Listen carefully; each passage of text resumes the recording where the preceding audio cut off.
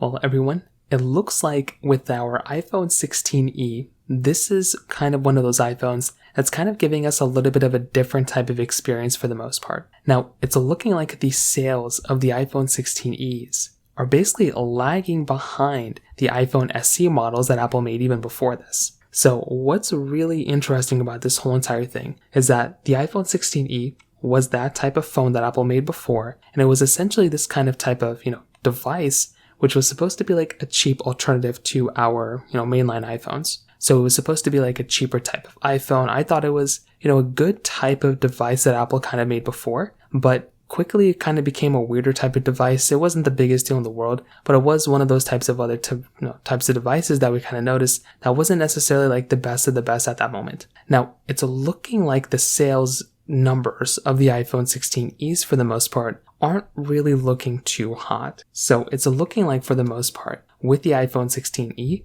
this type of iPhone from the sales numbers, it's looking like it's kind of failing to actually match the initial traction of the predecessor that they had before. So it's looking like the iPhones that we had before, the iPhone 16es, people just aren't really going through and buying these 16es anymore. So this is kind of an interesting thing. From a numbers perspective, it looks like the second generation iPhone SE from 2020 performed even more strongly compared to this iPhone. The overall, iPhone sales of the, iPhones in Europe were 19%, where the 16e are basically 17%, and down 20% compared to the iPhone SE2, which is actually crazy. So the iPhone 16e sales are down 17% compared to the iPhone SE3 and down 20% compared to the iPhone SE2. It could be a couple of different things. One, maybe the sales numbers aren't looking too hot for those iPhones. There could be a lot of other things that are going on there overall too. But I definitely will tell you, in my personal opinion, with these types of iPhones, I think overall Apple did a really good job